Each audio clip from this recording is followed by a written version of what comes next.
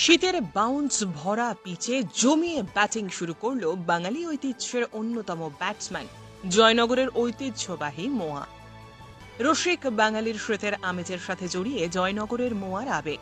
বিভিন্ন সবজির পাশাপাশি বাঙালির স্মৃতির খাদ্য তালিকায় রয়েছে পিঠে, পুলি, পাটিসাপটা, নলেন গুড়ের রসগোল্লা, সন্দেশের মতো হরেক রকম মিষ্টি। তবে এসব মিষ্টির সঙ্গে বাঙালির পাতে বড় জায়গা করে নিয়েছে জয়নগরের মোয়া। তবে এই মোয়ার জন্মস্থান নিয়ে বহুকাল ধরেই রয়েছে বিতর্ক। মোয়া বলতে বাঙালি বোঝে জয়নগর, কিন্তু সত্যি কি তার উৎপত্তি স্থল সেখানে? এর উত্তর পাওয়ার জন্য জেনে নেওয়া প্রয়োজন জয়নগরের মোয়ার ইতিহাস।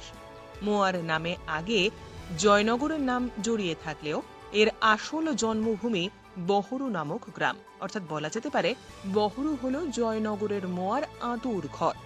রায়মঙ্গল কাব্যে যে বহরু নামের উল্লেখ করা যায় তারই আজও বর্তমান নাম বহরু। এই গ্রামেই শৈশব কেটেছে হেমন্ত মুখোপাধ্যায় ও শক্তি চট্টোপাধ্যায়। গ্রামের জনৈক যামিনী বুড়ো এই মোয়ার জন্মদাতা। শোনা যায় তিনি নিজের জমিতে কনকচুর ধান ফলাতেন। পরে সেই ধানের খই ও নলেন গুড় দিয়ে মোয়া তৈরি করে কোনো এক অনুষ্ঠানে তা পরিবেশন করেন। সেই অনুষ্ঠানেই খোদ হাজির ছিলেন শ্রী চৈতন্যদেব। তিনি মোয়ার খুব সুখ্যাতি করেন। এরপরই লোকমুখে জনপ্রিয়তা লাভ করে বহরু থুরি জয়নগরের মোয়া। সুখ্যাতি বৃদ্ধি পাওয়ার সঙ্গে সঙ্গে এই মোয়ার চাহিদাও বাড়তে থাকে।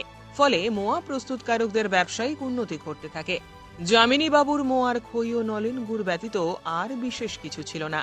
এই মোয়াকেই পরবর্তীকালে নতুন রূপে ও স্বাদে প্রস্তুত করেন জনৈক পূর্ণচন্দ্র ঘোষ বা বুচকি বাবু এবং নিত্যগোপাল সরকার।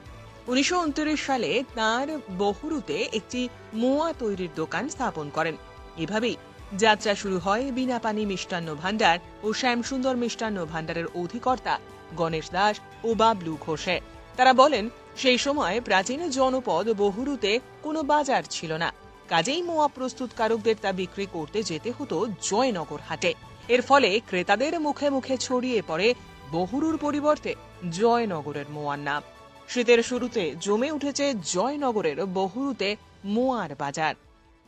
এই 4 মাস ধরে আমরা খুব কাজ করি, করার পরে সব কিছু কাজে লাগাই, আর বাদবাকি দিন আমরা আর কিছুই করি না।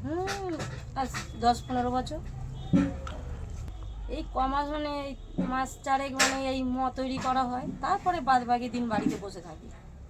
এই টাকা নিয়ে কি করেন? টাকা নিয়ে আমরা হাত খরচা করি, টুকটাক কাজ করি। আর জেএনকেটের গুড় সত্যি কথা বলতে বাজারে খুব একটা সবসময় আসে না, পাওয়া যায় না। কিন্তু আমরা যখন কোনো স্পেশাল অর্ডার থাকে আমরা জেএনকেটের গুড় দিয়ে তৈরি করি।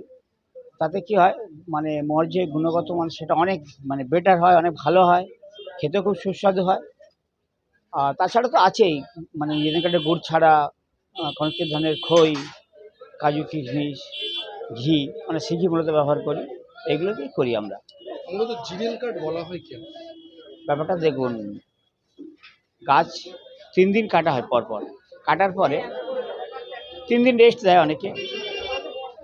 এই রেস্ট দেওয়ার পরে আবার প্রথম যখন কাটা হয় গাছটা রস নেওয়ার জন্যে, তখন সেই গাছের যে রসটা হয় সেই রসটাকে বলা হয় জিরেন কাঠের রস।